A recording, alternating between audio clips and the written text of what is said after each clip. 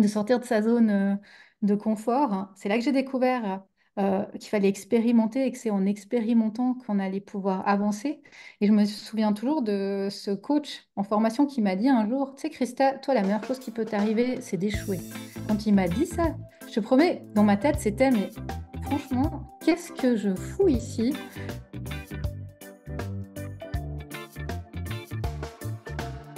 Vous avez une boîte, un business, et quand on vous parle gestion, vous attrapez l'urticaire, vous vous sentez atteint de, comme qui dirait, phobie administrative.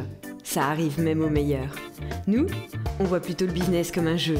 Bonjour et bienvenue dans le podcast La gestion dans son plus simple appareil, pour que vous ne vous retrouviez pas à poil.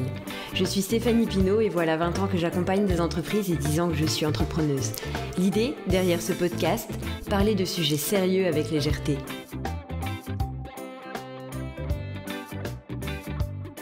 Bonjour et bienvenue dans le podcast La gestion dans son plus simple appareil. Aujourd'hui, j'ai l'immense plaisir de recevoir Christa. Alors, Christa, je l'ai connue grâce à Virginie Chastel. On a fait un bundle ensemble et j'ai découvert son univers, j'ai découvert son atypisme, sa particularité et j'ai adoré ce que j'ai découvert. Son univers est tellement doux, est tellement... Enfin, c'est à l'opposé de tout ce que moi je peux connaître, de tout ce que je peux émettre comme une énergie. Je trouve qu'on est très complémentaires. Donc je me suis dit, un podcast comme ça va être magique. Bonjour Christa, comment vas-tu? Je vais bien, bonjour Stéphanie, bonjour tout le monde. Merci pour cette belle présentation et vraiment, je suis vraiment contente d'être avec toi. Tu es vraiment aussi une personne que je trouve d'une énergie hyper joviale, drôle et c'est vraiment ce que j'apprécie chez toi. D'ailleurs, juste le titre du podcast, ça me fait déjà sourire. Merci. Alors, est-ce que tu peux te présenter, dire qui tu es et ce que tu fais pour nos auditeurs?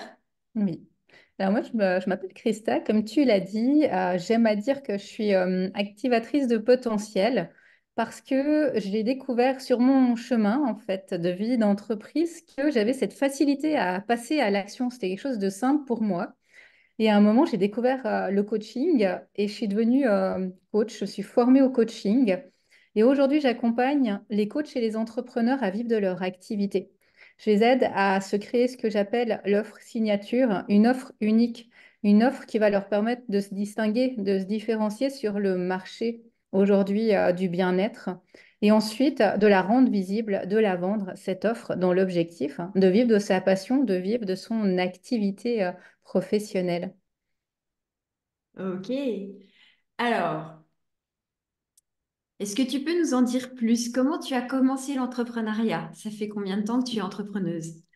Alors, ça fait depuis 2019-2020, mais vraiment depuis que je suis entrepreneuse à 100%, ça fait depuis 2022.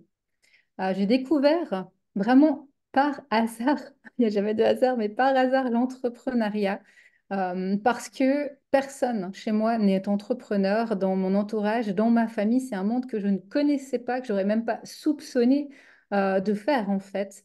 Et pendant des années, pendant 15 années, hein, j'étais enseignante. Et j'ai toujours été enseignante. Ma mère était enseignante. Donc finalement, moi, j'étais à l'école jusqu'à mes 42 ans. J'ai toujours vécu comme ça, au rythme de l'école, au rythme des vacances scolaires. J'adorais l'école, hein. J'étais aussi, moi, le bon élève. J'ai toujours aimé aller à l'école, étudier. Je suis allée à l'Uni, j'ai fait des études. Vraiment, c'est des choses qui me plaisaient. Et à un moment, j'ai eu mes masters. J'ai eu un master en français et en italien, en espagnol. J'adore tout ce qui est langue. Et je suis allée enseigner le français dans une école pour les jeunes qui se destinent au monde du social et de la santé. Donc, c'était des jeunes entre 15, 16 et 20 ans, soit qui voulaient être dans le social, éducateur, assistant, même enseignant, soit dans la santé, infirmière, laborantin, ces métiers-là. Et puis, dans cette école, j'ai découvert en fait euh, que j'avais été, moi, un peu élevée chez les bisounours, comme je le dis, parce que je soupçonnais, mais pas du tout, ce qu'il y avait dans ce monde du social. Moi, j'avais eu une famille très équilibrée et très aimante. J'avais fait des études sans trop me poser aucune question. Et vraiment, là, j'ai découvert tout ce monde du social. Ça m'a passionnée. Vraiment, à un moment, je me suis même demandé si j'avais pas passé à côté d'une vocation et que c'était peut-être plus le social qui m'aurait plu. J'aime aussi tout ce qui est sociologie, toutes ces choses-là. Et puis, sur le chemin, avec ces jeunes qui venaient me parler à la fin des cours de leur vie, j'ai eu envie de prendre un cours qui s'appelait Projet social, qui était un cours pour faire découvrir le monde du social aux jeunes. Et là, moi, je suis allée dans toutes les institutions qu'il y avait autour de chez moi. J'ai découvert toutes les populations, tous les métiers. J'ai trouvé ça génial. C'était hyper enrichissant, ce que j'ai pu découvrir. Et puis, ces jeunes, bah, vraiment, on a eu une toute autre relation que prof-élève. Je voyais que j'étais dans une posture différente, que j'étais un peu coach, mais je savais même pas que ça existait, ce travail. Et puis, à chaque fin de cours, ou souvent, ils venaient me raconter un petit bout de leur vie. Puis ils venaient me dire, mais voilà pourquoi moi je suis ici, voilà pourquoi j'ai envie d'être éducateur ou même infirmier à certains moments. Et puis, ah bah forcément que c'était en lien avec leur vie privée. Et là, tout à coup, j'étais, waouh, ces jeunes, ils avaient vécu des choses, mais que je soupçonnais, mais moi, même pas. Quand j'ai commencé à enseigner, j'avais 26 ans ou 27 ans. Et eux, ils avaient à peine plus que moi, moins que moi. Ils en avaient 20, certains 20, 19. Et puis je me disais, mais moi, j'ai jamais vécu tout ça.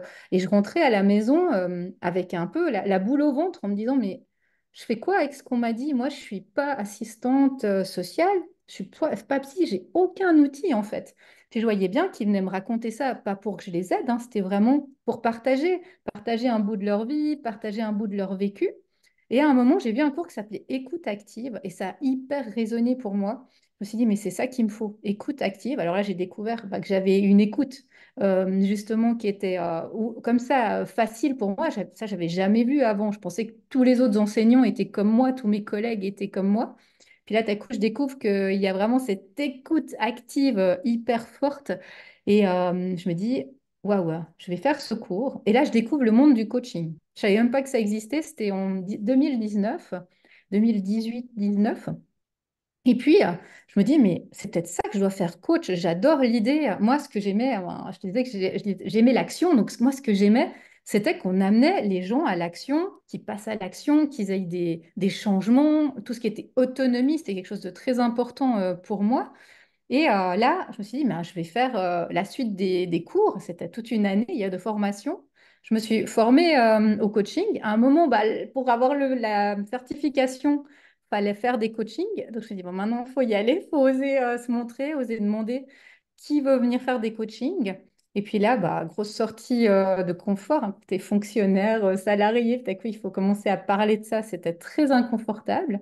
Puis j'ai eu des premiers clients qui sont venus, que je connaissais pas du tout, et pour qui il y avait des grands changements. Je me disais, waouh, ça fonctionne. Ils disent pas pour me faire plaisir qu'ils ont changé.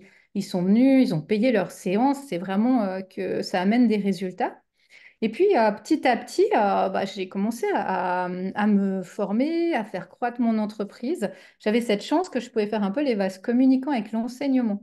Donc, petit à petit, je baissais un peu mes heures d'enseignante, je montais un peu mes heures dans mon cabinet.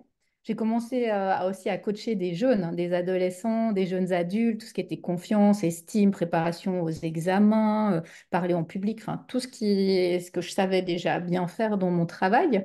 Puis après, j'ai eu des mamans qui venaient accompagner ces jeunes. Je me disais, ah, mais moi, j'ai envie d'accompagner des femmes parce que je voyais que ces mamans, elles avaient besoin d'avoir plus de confiance, d'estime. Ça partait d'elles, finalement, ce qui se passait avec leur enfant. J'ai eu des femmes qui sont venues.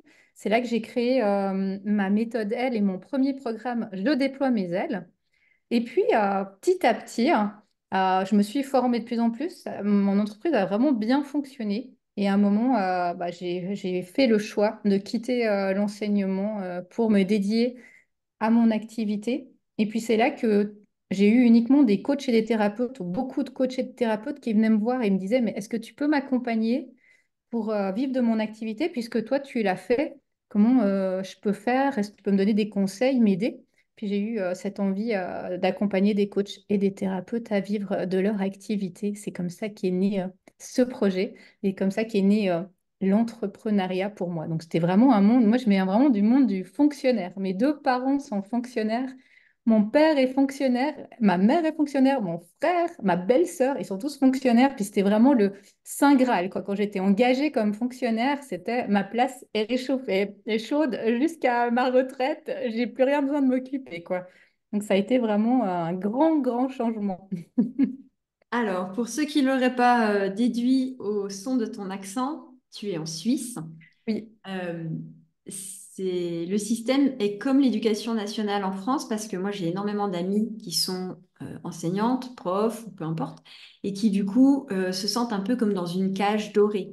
Et ouais. elles n'arrivent pas à faire ce que tu décris, c'est-à-dire baisser le nombre d'heures pour pouvoir augmenter plus sur leur boîte ou ce genre de choses. Ça fait pas du tout comme ça, elles se sentent vraiment prises au piège. Du coup, toi, c'était un autre système, c'était plus souple. Alors, je pense que ça ressemble beaucoup à votre système. Je dirais que la différence, c'est vraiment au niveau salarial. Le prof, il est vraiment en Suisse, il est vraiment très, très bien payé. Surtout, bah, moi, j'étais au secondaire 2 avec des jeunes adultes. J'avais un super salaire vraiment assuré, mes vacances scolaires et vraiment de belles conditions. Et puis, alors, c'était pas forcément évident à baisser. Moi, plusieurs fois, quand je suis allée vers mon directeur, je lui ai dit, bah, l'année prochaine, j'aimerais prendre moins d'heures. Forcément, moins d'heures, c'est un programme en moins. On ne peut pas prendre une heure en moins. Et puis après, bah, c'était un peu, pas des menaces, mais c'était, tu te rends bien compte que les heures que tu laisses, tu les retrouveras plus. Donc, ça fait bien réfléchir à se dire, OK, si je les laisse, je sais que je les aurai plus. J'ai intérêt à assurer derrière pour compenser. Et vraiment, c'était plutôt ce côté-là. Il faut bien réfléchir avant de partir. Et puis quand j'ai voulu quitter l'enseignement, ça a été aussi très très compliqué parce qu'il y a quasiment personne qui quitte l'enseignement. Vraiment, pour se faire licencier dans l'enseignement, il faut avoir, je pense, vraiment commis un gros gros crime avant que ça se passe. Et puis vraiment, là, quand je suis allée voir mon directeur la première fois, je lui ai dit que je voulais partir, j'ai dû écrire une lettre. Au début, j'ai reçu tout un courrier du RH au supérieur qui m'a dit, mais vous êtes bien consciente que vous allez perdre telle condition, que vous n'allez plus avoir telle prestation, enfin tout ce qui allait avec justement cette fameuse cage dorée. J'ai dû réécrire une deuxième lettre pour dire que j'étais certaine que j'avais bien compris que c'était comme ça les conditions. Et c'est vrai que ça a été tout un cheminement qui est pas évident, effectivement, à prendre parce qu'on est vraiment, en fait, on est vraiment emprisonné, mais on s'en rend pas du tout compte, tellement les conditions, elles sont idéales, les vacances, les congés, le salaire, que finalement, à un moment, à coup, on commence, c'est quand j'ai commencé à me former que je me suis rendu compte de tout ça, puis qu'à un moment, je me suis dit, mais en fait, alors j'ai jamais choisi mon salaire, donc j'ai jamais eu non plus de problème d'égalité des sexes, etc. hein. J'avais un tableau, on avait tous le même salaire à tel niveau, point final, c'était la même échelle pour tout le monde. Euh, j'avais des vacances, je me suis jamais posé la question de quand c'est que je prenais mes vacances. Depuis ma naissance jusqu'à 42 ans, bah, c'était les vacances scolaires. J'avais un plan d'études, j'avais un desiderata, des heures. Et je me suis jamais posé de questions en fait. Je faisais un programme, j'allais à faire mes heures, j'avais mon planning en août pour l'année qui venait. Et puis à un moment, je me suis dit, mais en fait, j'ai jamais rien choisi dans ma vie. Là, je fais ce qu'on me dit, aux vacances qu'on me dit. Mais dès le moment où justement, je voulais prendre un jour pour pouvoir aller faire une formation, ah ben non, je pouvais pas. C'était soit dans mes vacances scolaires, soit ben non, vous ne pouvez pas prendre de formation aux 2 jours en dehors pour aller faire un stage ou du coaching. Ça n'existe pas.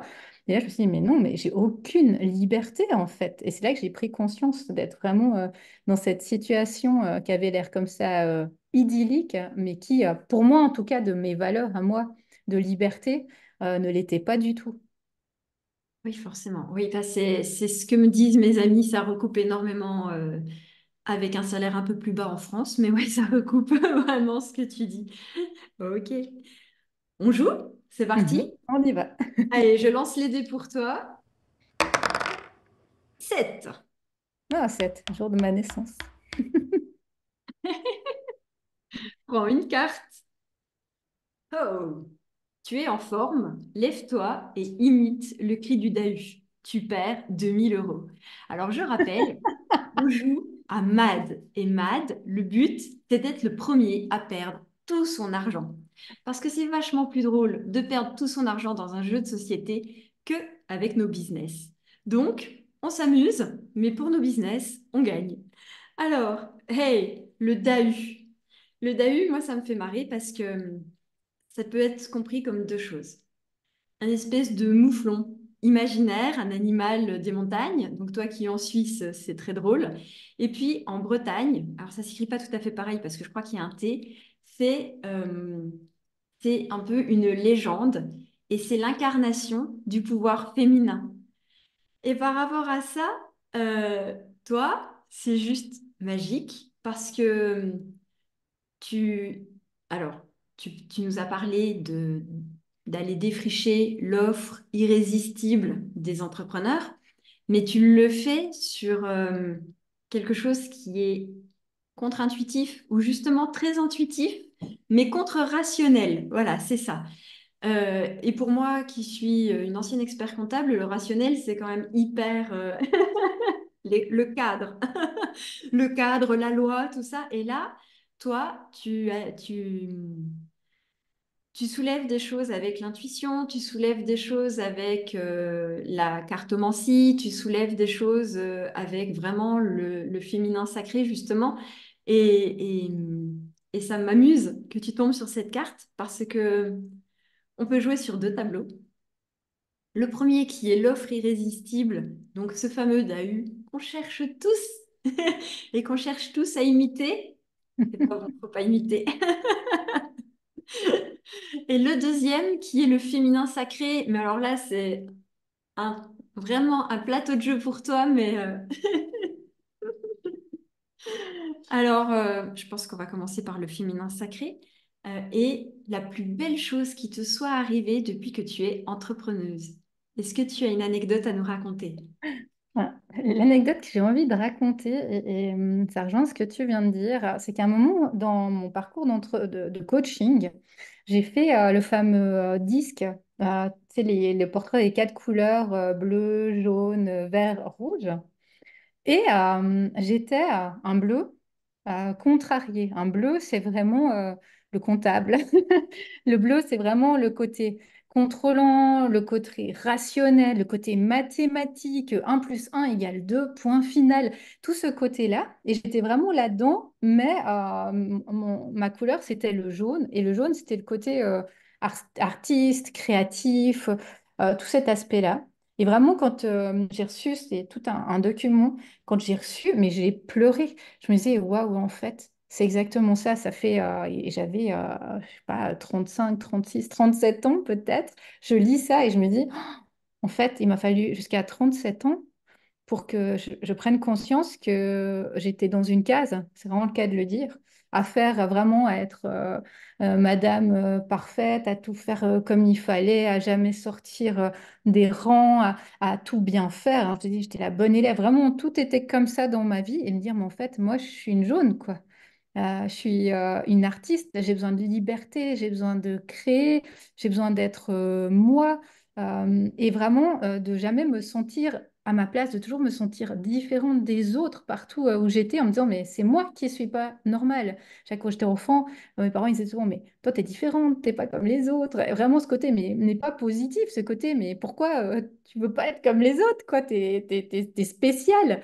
Et vraiment, à un moment, de me dire, waouh, mais oui, je suis spéciale en fait. Et cette unicité, c'est ça qui, moi, m'a amené justement à toute cette offre signature. Dire, mais en fait, oui, je suis unique et je suis spéciale. Et ça, c'est vraiment ce qui a changé ma vie, cette prise de conscience-là de ma créativité, de mon unicité. Puis après, dans le coaching, un jour, le coach m'a dit, mais tu sais, toi, Christa, tu as une intuition incroyable. Il faut que tu l'utilises. Et ça, je m'en étais jamais rendu compte non plus.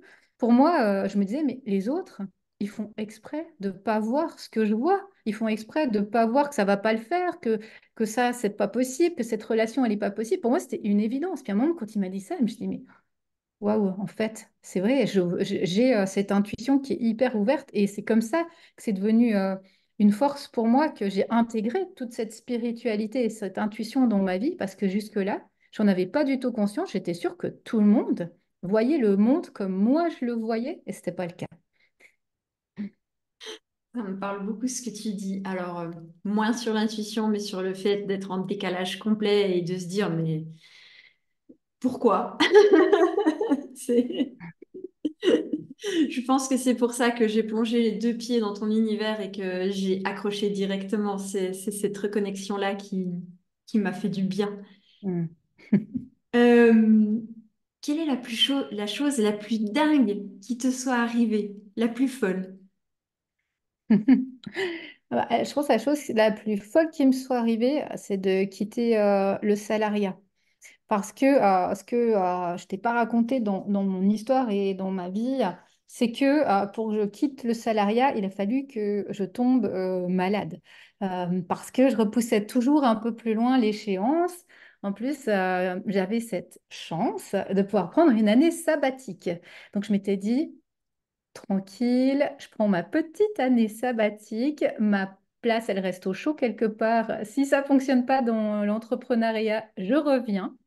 Et cette année-là, et c'était à l'école, fin d'année scolaire, c'était un peu comme maintenant, juste avant, mi-juin, comme ça, c'était aux examens. Il n'y a jamais de hasard, aux examens finaux de certification de diplôme. Et là, pendant l'examen, je surveillais l'examen. J'ai eu une crise d'angoisse, un truc qui est venu. Alors, ça faisait déjà quelques semaines que j'étais pas bien, mais je me disais, non, mais il faut que j'aille. Les collègues, ils comptent sur moi. Le directeur, il compte sur moi. C'est les examens finaux. Si je suis pas là, comment ils vont faire? À mon côté, bon élève. Donc, je me suis pas écoutée. J'ai été. Et là, au milieu de l'examen, j'ai cru que j'allais tomber dans les pommes. Et puis, j'ai commencé à me dire, oh, si je tombe dans les pommes pendant l'examen, des élèves, ils vont pas pouvoir faire leur examen à cause de moi. Enfin, et à coup, crise d'angoisse. Je suis sortie de la salle. J'ai téléphoné à mon médecin. Il n'était pas disponible. J'ai été voir le directeur. Je dis, je dois rentrer chez moi. Je rentrais dans son bureau, je dis, bon, moi, je rentrais chez moi. Et je suis rentrée chez moi. Et là, ça a été le début de tout plein d'analyses de médecins. Enfin, bref, tout un chemin qui m'a amené jusqu'à l'hôpital. Et dans ma chambre d'hôpital, je me souviens vraiment de ce moment. J'étais là dans mon lit toute la semaine. C'était un peu le Dr House. Tous les jours, il y avait 50 médecins qui venaient me donner des diagnostics qui, heureusement, n'étaient pas les miens, mais par élimination. Chaque semaine, chaque matin, je disais, qu'est-ce qu'on va venir m'annoncer? Et je me disais, mais tu te rends compte, Christa, t'apprends aux autres qu'il faut oser, qu'il faut passer à l'action. Tu as lu ce livre, là j'avais lu ce livre, des 5 regrets des personnes en fin de vie de Bronnie Ware, et le premier regret, c'était de ne pas avoir vécu la vie qu'on voulait. Et aujourd'hui, tu es dans ce lit d'hôpital. Demain, peut-être qu'on vient de dire que tu as quelque chose d'incurable. Tu ne seras même pas allé au bout de tes rêves. Tu n'as même pas été au bout de ce que tu voulais. Et vraiment, dans ce lit d'hôpital, moi, je me suis dit, mais moi, si je sors de cet hôpital, je vais voir mon directeur, je démissionne. Et vraiment, je suis partie. J'avais peur hein, de partir, de démissionner, mais il n'y avait plus rien qui pouvait m'arrêter. C'était tellement fort cette envie de dire, mais maintenant, moi, j'essaye, j'en ai marre de passer à côté de ma vie. Là, j'étais à la limite. Le message pour moi, avec tout ce côté aussi spirituel, le message pour moi, il était clair, quoi. Le neurologue, quand je lui ai dit ça, il a un peu rigolé, mais pour moi, le message, il était clair que l'univers, il m'avait dit, et mon corps m'avait dit, Christa, je ne sais pas si tu as entendu, mais là, c'est ta dernière chance, il faut y aller, ou autrement, ça va mal se terminer pour toi. Et vraiment, je suis rentrée en septembre et je savais que c'était ma dernière rentrée. Je suis allée voir le directeur, je dis, à la fin de cette année scolaire, je pars. Mais il dit, ah, tu peux encore réfléchir. Je dis, non, c'est certain, je m'en vais. Et là, il n'y avait vraiment plus rien qui pouvait me faire changer d'avis sur ma décision. Et ça a été ça pour moi le moment clé, le grand déclencheur de tout le reste. Ça a été ce moment-là dans mon lit d'hôpital où je me suis dit, maintenant, Christa, faut arrêter d'avoir peur et puis il faut y aller, quoi. Ah oui, la bascule chez toi, elle a été violente en fait. Ça s'est fait vraiment. Oui, il y a eu un stop de la part de ton physique en fait. Ouais, Et j'ai eu ce stop aussi, mais pour l'expertise comptable, pas pour l'entrepreneuriat, parce que moi, ça fait déjà plus d'une décennie que je suis entrepreneuse. Donc, mais oui, c'est pareil en fait. Quand t'es pas à ta place, quand t'es pas au bon endroit, et que t'en souffres, parce que justement, comme tu disais, il manque cette liberté, il manque cette créativité, il manque tout ce qui nous appelle. Il y a un ouais, moment où, ouais, la tête, le corps, il y a tout qui dit stop, ça suffit. On arrête les ouais, bêtises. ouais, exactement. Puis je trouve que c'était ça qui était difficile, c'est que mes valeurs je voyais bien que dans l'enseignement, la liberté, les règles, les examens, c'était pas pour rien que c'est arrivé pendant les examens. Enfin, tout ce cadre, c'est tout ce qui ne me correspondait plus, hein. Mettre des notes, la discipline, le règlement, tous ces éléments-là, mais en même temps, tout mon travail, les élèves, l'enseignement, j'adorais ça. Et il y avait vraiment ce côté-là de se dire, mais puis d'entendre, mais pourquoi tu veux quitter un job que t'aimes? Dire, mais en fait, il y a rien qui fasse, selon les gens, hein, quand on leur parle. Ah, mais oui, c'est dur l'enseignement. Je disais, mais moi, j'aimais l'enseignement. C'était pas dur l'enseignement. C'est mais alors pourquoi t'es parti? Et vraiment, à un moment, de se dire, bah, je suis partie parce que j'avais fait le tour et que j'avais envie d'autre chose. Et ça, c'est pas facile de se positionner comme ça puis de prendre une décision par rapport à. Il n'y a rien qui fasse concrètement que tu partes pour monsieur, madame, tout le monde. Tu courais après ton Dahu. Mm. Ouais. Et j'adore cette image du Dahu chez nous. Le Dahu, en fait, il est représenté, il a des jambes plus courtes que l'autre pour pouvoir se promener dans la montagne. Il y a vraiment cette image du Dahu, là, justement, un peu d'un, comme tu dis, d'un bouquetin qu'on on ne sait pas vraiment à quoi il ressemble. Et puis qu'il y a cette légende qui dit qu'il a des jambes plus courtes d'un côté que de l'autre pour pouvoir marcher droit dans la montagne. Il s'est adapté. Exactement. La plus grande difficulté que tu aies vécue depuis que tu es entrepreneur, que ce soit dans la gestion, que ce soit dans la communication ou peut-être avec tes clients, pour toi, ça serait laquelle? Pour moi, la plus grande difficulté, c'est le fait que tout est toujours en mouvement et en changement. Que c'est pas parce que tu as trouvé un moment, que tu as eu un super programme, un super lancement, que tu dis, ah voilà, tranquille, là c'est bon, mon entreprise, elle tourne. C'est vraiment un perpétuel changement de s'acclimater au marché, à la façon de consommer des gens, aux réseaux sociaux, aux technologies, maintenant à ChatGPT. Il y a tout le temps quelque chose qui vient de nouveau et il faut s'adapter. Ce qu'on faisait hier ne fonctionne plus aujourd'hui. On ne peut pas dire je fais quelque chose et ça roule ou ça tourne. Et ça, c'est vraiment ce qui était le plus dur. Et puis je pense ce que j'avais pas du tout dans mon monde avant, où c'était tout le temps la même chose, la Oui, les sécurité. programmes scolaires sont Ça- assez rodés. Exactement. Ça tournait là, de temps en temps, on changeait un petit peu de programme. Alors c'était presque une révolution pour changer trois lignes. Il n'y avait vraiment pas de grands changements. Et c'était vraiment ça. Moi, c'est ça qui est, je trouve, le plus challengeant aujourd'hui, c'est ce côté de se dire, mais en fait, on est tout le temps en adaptation, en acclimatation, en remise en question, en se disant, bah, OK, l'année passée, j'ai fait ça, ça a bien fonctionné. Cette année, c'est plus le cas. Qu'est-ce que je peux changer? Qu'est-ce que je peux faire? Et ça, c'est le plus grand challenge pour moi de l'entrepreneuriat. Oui, nos entreprises sont vivantes. Mm. Moi, ça me fait vraiment penser à des enfants. On commence, ils sont tout petits et du coup, c'est pas que c'est facile, mais on est plus dans nos repères, on est plus, enfin voilà, puis ça grandit petit à petit. Il y a d'autres problématiques qui viennent se confronter, il y a d'autres choses, des partenaires extérieurs, oui, des partenaires extérieurs avec qui on va aller travailler, peut-être des salariés, des collaborateurs, enfin peu importe. Et plus on grandit et plus les problématiques sont vraiment prenantes. Et en Mm. même temps, c'est tellement passionnant. Enfin, moi, je sais que justement, tu parles de se former, tu parles de ChatGPT ou tu parles de s'adapter. Moi, mais c'est ce qui me fait vibrer, en fait. C'est vraiment on peut pas s'ennuyer parce que Ah non, c'est tout le temps en mouvement. Je sais, oui. ça c'est vrai. On n'a pas le temps de s'ennuyer, clairement. Moi, je travaille avec mon mari qui, du coup, relie tous les supports pour être sûr qu'on vulgarise parce que bah, il n'a pas été formé à la gestion d'entreprise. Donc, si lui comprend les supports, c'est que normalement, c'est accessible à tous. Et par rapport à ça, lui, c'est un voyageur, c'est plutôt un nomade. Et en fait, moi, ça me fait marrer parce que je suis plutôt sédentaire, mais mon nomadisme, je le vis via mon entreprise parce que justement, c'est vraiment, comme tu dis, tout le temps en mouvement. C'est, ouais. Et comme un enfant, bah, il y a des périodes où il y a des trucs qui vont marcher, et puis les trucs qui marchaient il y a 2 semaines, et ben, ça marche plus, et il va falloir se réinventer, il va falloir, ouais, Ouais. c'est chouette. Mais C'est vrai. ouais, ça peut. Ouais, c'est vrai que ça peut être vu comme une difficulté, en effet, ouais.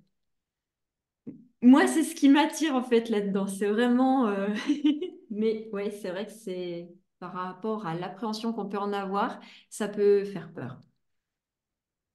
Euh, Comment tu vis la gestion de ta boîte? Alors, tu es en Suisse, c'est pas tout à fait les mêmes règles que nous, mais néanmoins, il y en a. Il y a quand même une gestion, il y a quand même des chiffres, il y a quand même une compta, une trésorerie. Comment ça se passe pour toi? Bah, pour moi, ça se passe bien. En fait, ça c'est aussi quand je suis devenue entrepreneur que je l'ai découvert, mais j'ai eu vraiment, je pense, la chance d'avoir une très belle éducation financière par mes parents. Et ce qui fait que j'ai jamais eu de problème d'argent. Puis, alors, quand j'étais salariée, je me suis jamais posé de questions. D'ailleurs, j'avais jamais fait un budget jusqu'à ce que j'ai quitté le salariat. Puis je me suis dit, faut quand même que j'aille un peu regarder mon budget, combien j'ai besoin au minimum pour vivre. Mais c'est vraiment quelque chose qui était très simple. Je me suis jamais posé de questions au niveau de l'argent, de la gestion. C'est vraiment quelque chose qui était, bah, j'imagine, vraiment lié à mon éducation. Après, bah, j'ai vraiment eu tout un changement à un moment de passer du salariat à l'entrepreneuriat de ma vision, de qu'est-ce qui était de dépenses et qu'est-ce qui était d'investissement. Et puis de voir vraiment comment je pouvais investir, d'aller un peu dans finalement ce mindset de l'entrepreneur. C'est-à-dire, OK, comment je gère mon argent? Qu'est-ce que j'en fais pour faire grandir, pour faire croître mon entreprise.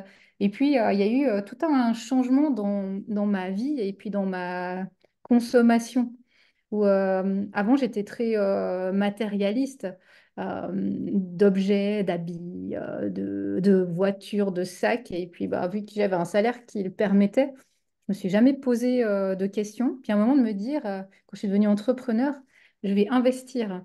Et j'ai vraiment, depuis 2019, toujours investi. Investi sur moi, j'ai aussi investi un peu en immobilier. Enfin, vraiment, j'étais dans ce côté investissement et j'ai changé vraiment toute ma façon de voir l'argent. Et puis le fait qu'on n'a pas cette stabilité quand on est entrepreneur, de se dire, mais, il faut voir quand même à moyen terme, à long terme. C'est pas parce qu'il y a un mois qui est moins bon qu'il faut se dire, ah mon Dieu, mais je suis perdue, mais voir vraiment sur une durée comment on peut faire, comment on peut avancer, varier. Et puis moi, ce qui m'avait le plus parlé, le plus plu quand j'ai quitté l'enseignement, c'est quelqu'un qui m'a dit, ah, mais tu te rends compte, Christa, que en fait, jusqu'à maintenant, tu avais une échelle. Alors oui, tu avais peut-être un super salaire sur ton échelle, mais tu pouvais pas la dépasser, même en ayant 30 ans ou 40 ans.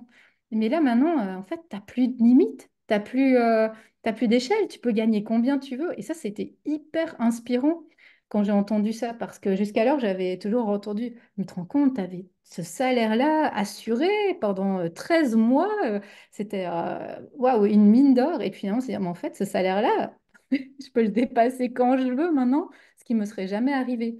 Et c'est vraiment tous ces changements autour de l'argent, de comment consommer, de comment l'utiliser, de comment faire les choses qui a beaucoup changé et puis qui me permet d'avoir plutôt une stabilité ou quelque chose d'assez équilibré au niveau de l'argent de mon entreprise.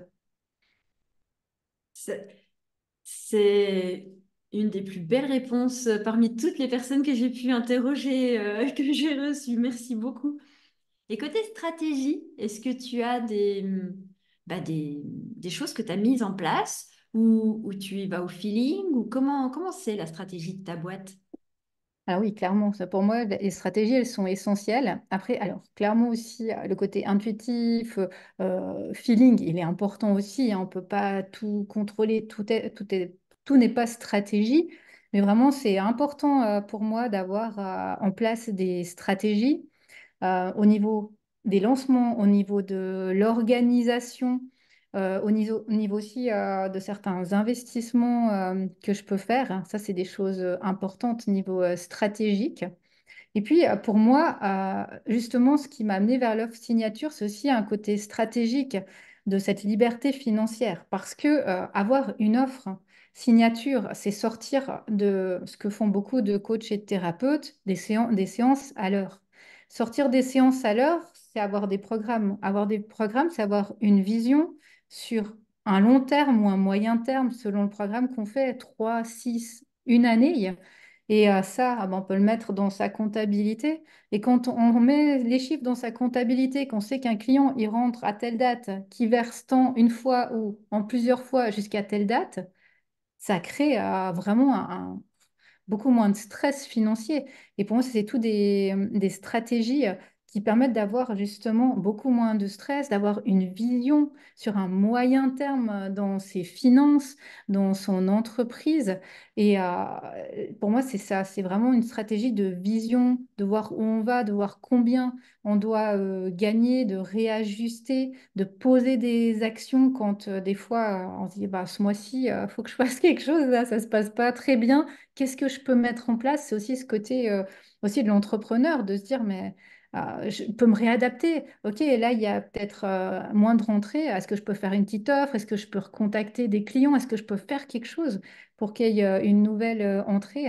Et pour moi, vraiment, les stratégies, elles sont essentielles. Mais c'est vraiment important de toujours rester aligné à nos valeurs. C'est que ces stratégies soient en accord avec qui on est, avec ce que l'on veut faire. C'est pas non plus des stratégies uniquement commerciales mais vraiment ce côté humain pour moi qui est important, surtout quand bah, on est coach thérapeute, on travaille avec l'humain. L'humain passe au centre et c'est certainement là pour eux, pour nous, la plus grande difficulté de se dire, OK, comment je fais pour contribuer, parce que c'est ça que je veux faire. Je veux contribuer, c'est pour ça que je suis devenue coach ou thérapeute, mais en même temps, pour vivre de mon activité, parce qu'aujourd'hui, bah, je suis entrepreneur, je dois gérer une entreprise, et si je veux vivre de mon activité, eh bien, je dois avoir des stratégies, je dois faire du marketing et tout ce qui va avec l'entrepreneuriat. Et je trouve que c'est cet équilibre-là qui n'est pas évident justement à trouver et à trouver les bonnes stratégies. Parce qu'il y a tellement de choses aussi. Ah, mais il faut faire comme ça, ah, mais il faut faire comme ci, ah, mais là, il y a telle personne qui a fait ça, grâce à ça, elle a eu ça. Puis se dire, mais en fait, qu'est-ce que moi je veux faire et qui me correspond? Et je trouve que c'est là la difficulté et la subtilité d'aller trouver ce qui est la bonne stratégie pour nous, parce que finalement, il n'y a pas de bonne stratégie, il y a autant de stratégies que de personnes. Et c'est aussi ça que j'aime bien faire avec les gens que j'accompagne. C'est cette connaissance de soi dont tu parlais aussi tout à l'heure. Plus je me connais, plus je vois comment je fonctionne, plus je connais mes valeurs, plus je sais ce que je veux. Et quand je me connais bien, bah, je peux mettre en place des stratégies qui sont alignées à qui je suis. Et là, bah, je suis épanouie et je me sens bien avec ce que je fais, avec ce que je dis, avec ce que je propose, parce que je l'ai fait d'une façon cohérente, éthique. Ton discours me touche beaucoup. Et du coup, ça, on parle de l'entrepreneur, mais pour que l'offre elle soit vraiment irrésistible, elle s'adresse principalement aux clients. Ouais. Alors, est-ce qu'on peut parler déjà de ta méthode L ou est-ce que c'est deux choses vraiment différentes ou est-ce que l'une permet d'appréhender l'autre? Alors, l'une permet d'appréhender l'autre. La méthode L, c'est quatre lettres qui, pour moi, sont importantes depuis le début de mon entreprise. Pour la petite anecdote, la méthode L, elle est née en 2020 pendant le confinement où je suivais une formation de Martin Latulipe de l'AZ, l'Académie Zéro Limite. Et puis, il disait, ah, ce serait bien que vous ayez votre méthode. Et puis, je me disais, mais qu'est-ce que je pourrais avoir comme méthode? Et puis, vu que c'était un peu ce côté spirituel, je dis, bah, l'univers, il m'enverra un signe pour trouver un nom à ma méthode. Et je suis allée dans mon jardin et j'ai trouvé une plume, une toute petite plume. C'était le jardin que ma grand-mère m'avait donné. J'étais très, très proche de ma grand-mère. Et c'est comme ça qu'est née la méthode L, parce qu'après, bah, de cette plume, j'ai cherché des idées de programmes, de mots, et je suis tombée sur le mot justement L. Et le A, pour moi, c'est action. Tout part de l'action, en fait. C'est ce passage à l'action qui va permettre d'avancer au niveau de son entreprise. Le I, ça a été illimité.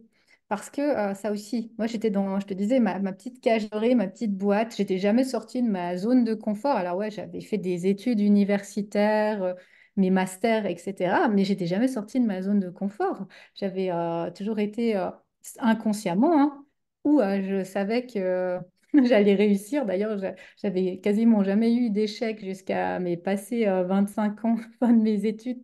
Tout était alignée comme ça parce que je sortais jamais de ma zone de confort. Et là, un jour, une personne m'a dit, tu sais, Christa, on a tous un potentiel illimité. Et sur le moment, ça m'a vraiment fait sourire, hein. Je me suis dit, ah, ça, c'est bien des jolies paroles de coach.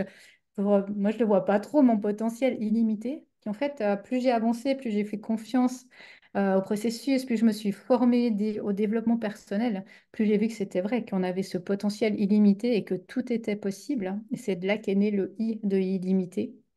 Le L, ça a été la liberté. Pardon.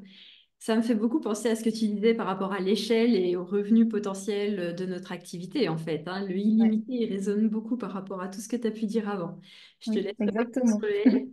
Puis le L, bah, c'était le fameux liberté. Cette liberté d'être soi, en fait.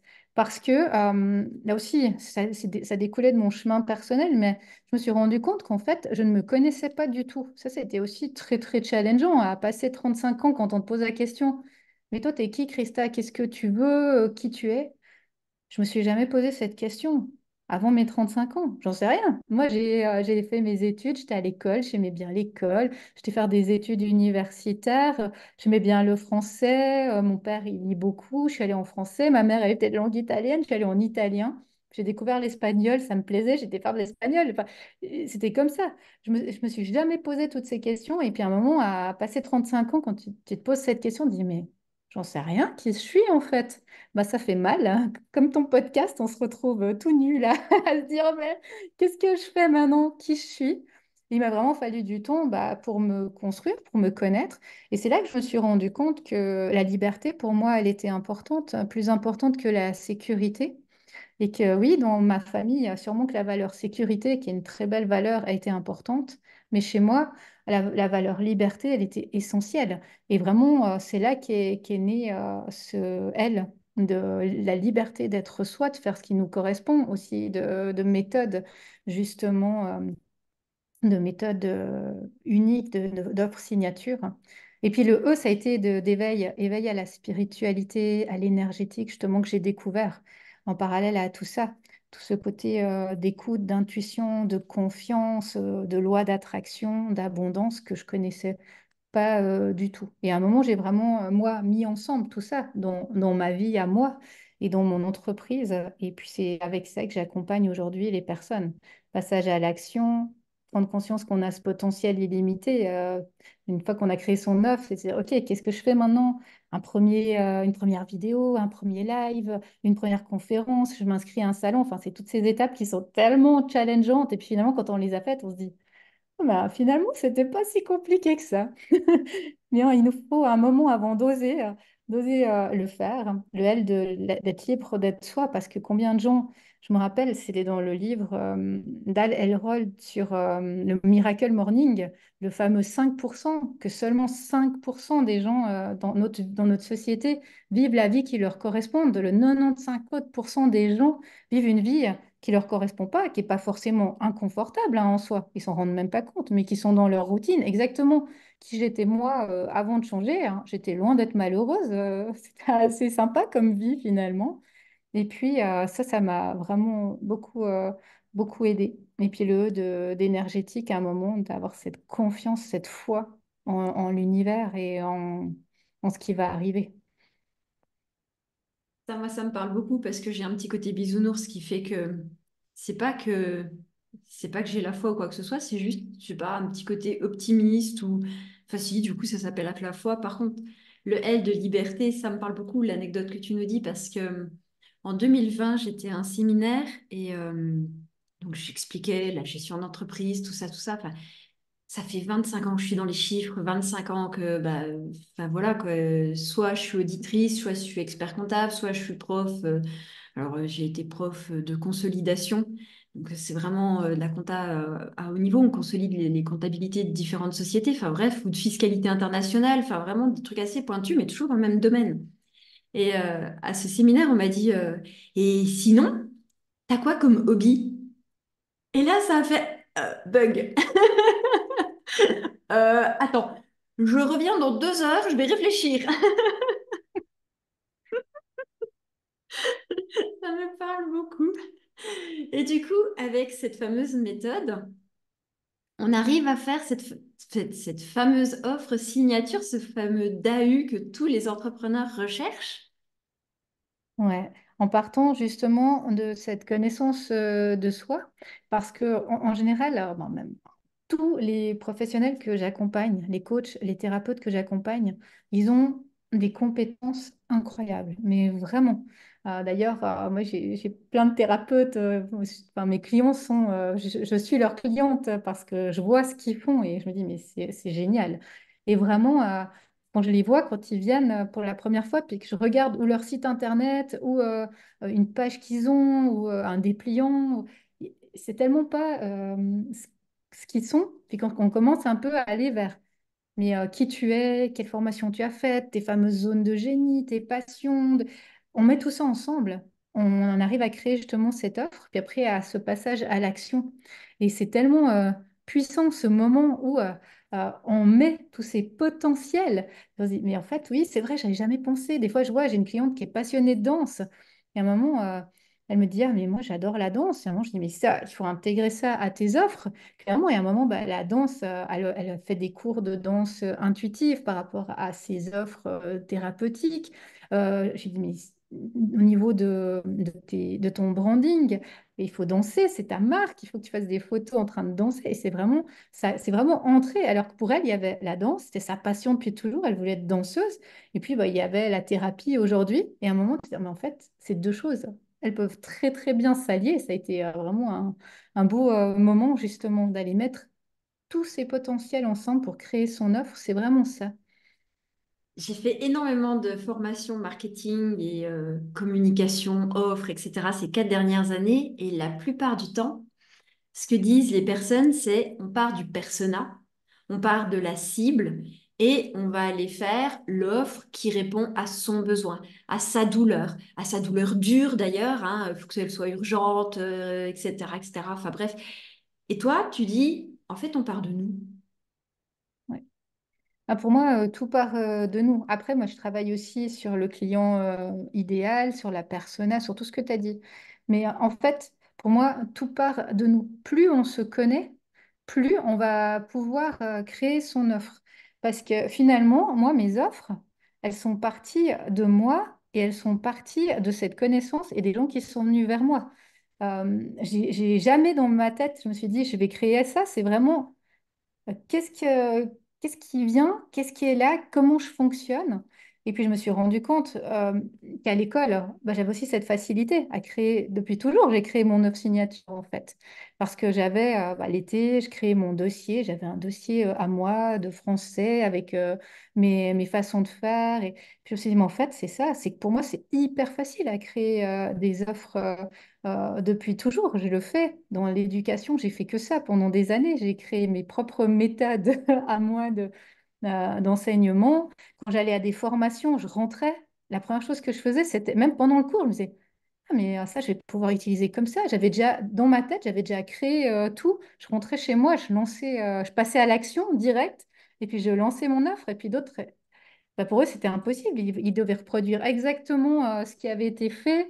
Et là, à un moment, je me dis, mais c'est ça, en fait. C'est cette facilité à créer son offre et par cette connaissance de moi et à voir comment je fonctionne. Et par rapport à comment je fonctionne, après, bah, je vais ajuster et je vais travailler sur mon client idéal. D'une fois que j'ai repéré, bah, si je peux aller vraiment bien travailler sur mon client, il est là autour de moi.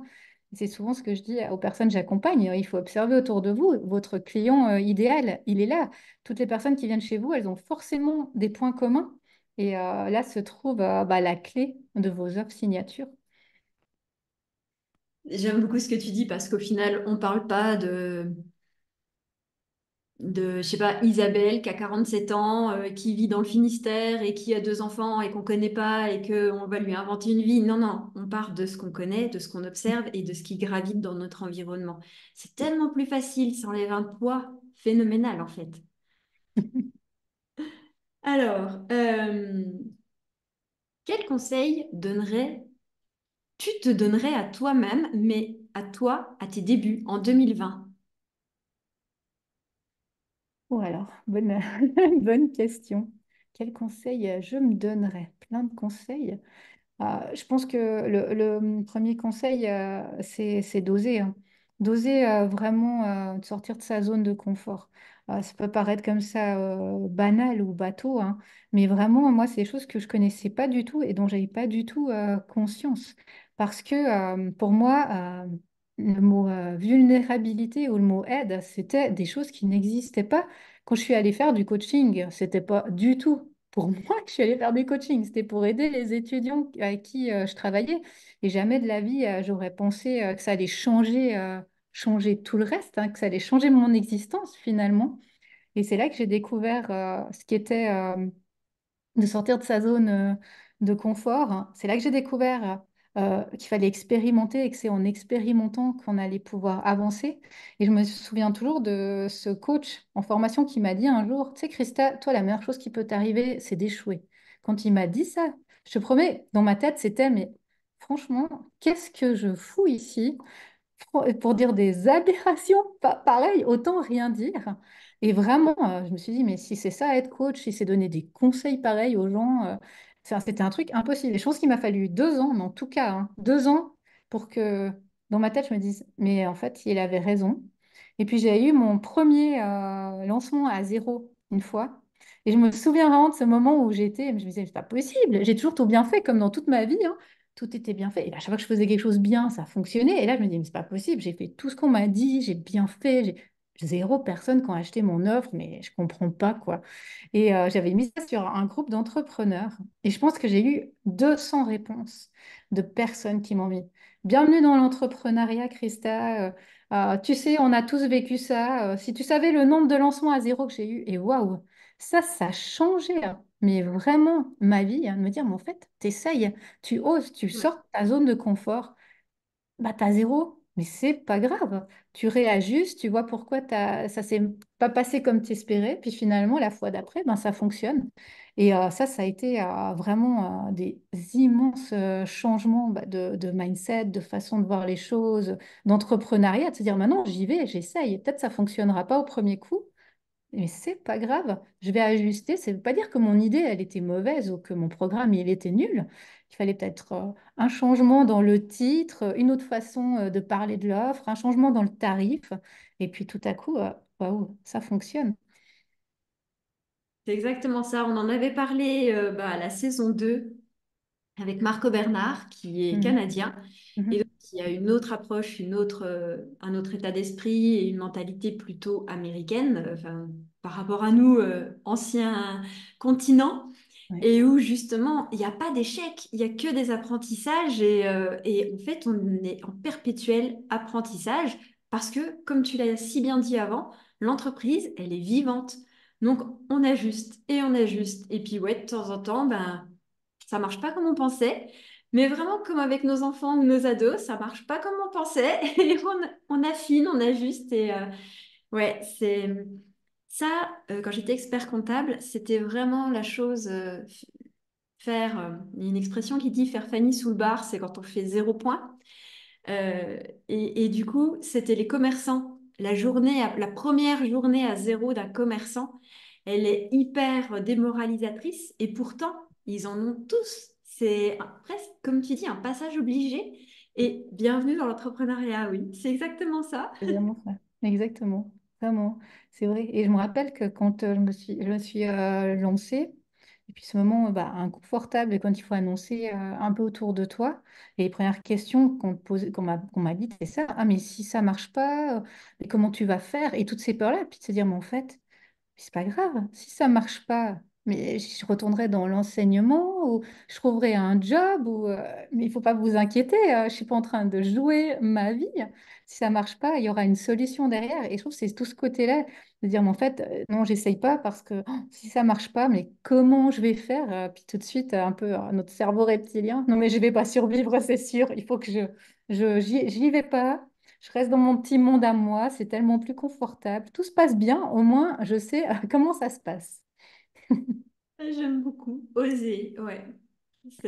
Ça serait vraiment en effet un leitmotiv, un mantra, oui, très puissant. Osons.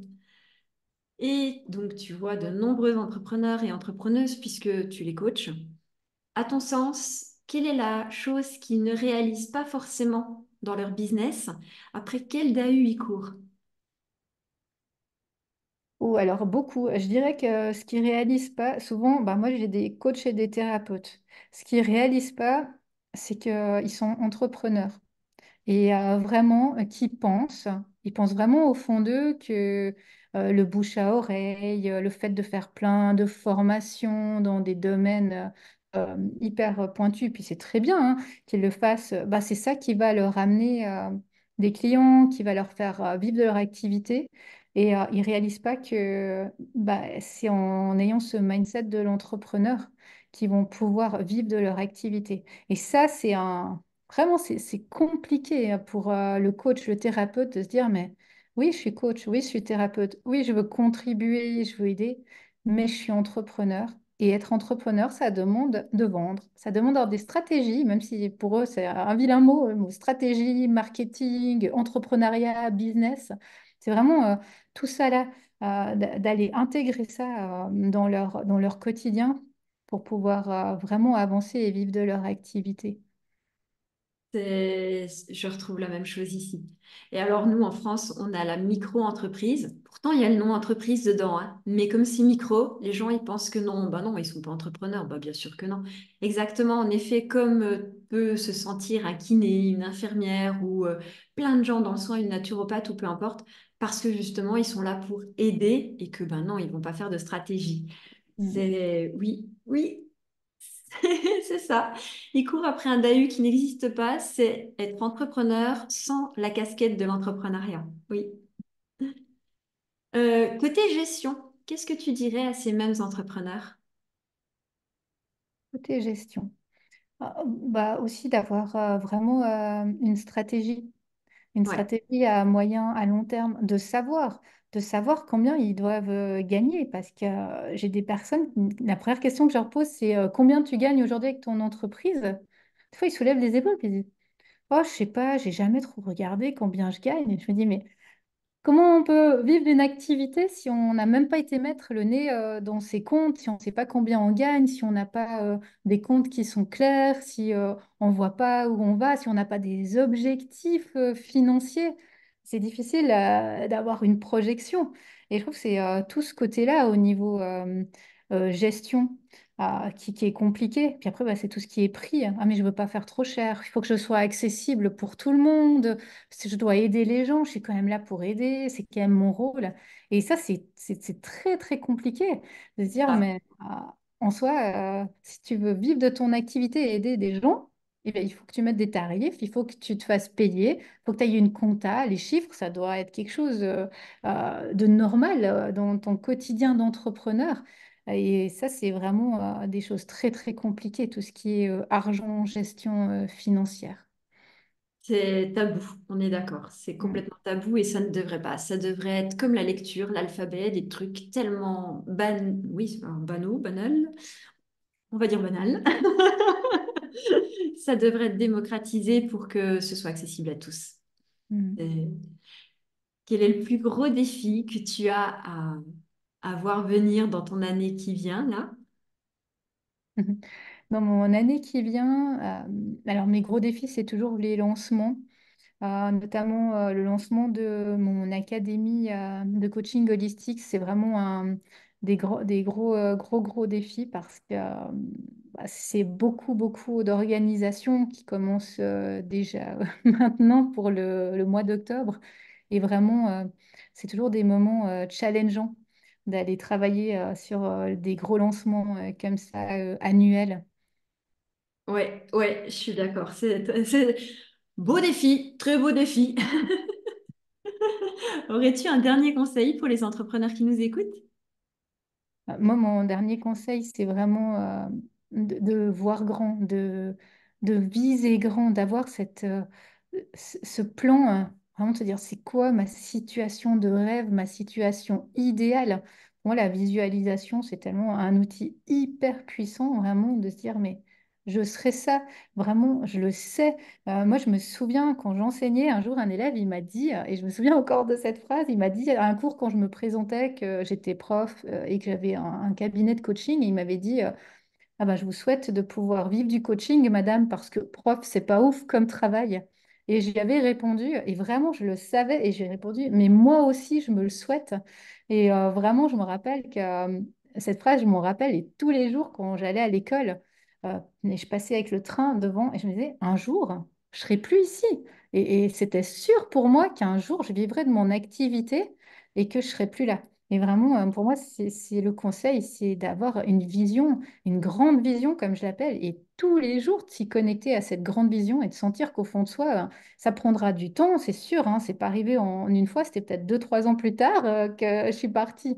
Mais je le savais, ce jour-là, quand je l'ai dit, ça venait de là et j'étais certaine qu'un jour, je serais plus ici et que je vivrais de mon activité. C'était sûr dans ma tête. Le I de illimité, enfin de L, oui, c'est fantastique. Merci beaucoup, Christa, pour cet entretien. C'était magique. C'était tout plein de douceur, de bons conseils et de bon sens. Merci beaucoup. Merci Stéphanie, un beau moment. Ça m'a fait aussi revenir plein de belles anecdotes qui étaient comme ça perdues quelque part, que j'ai remis ensemble grâce à toi ce matin.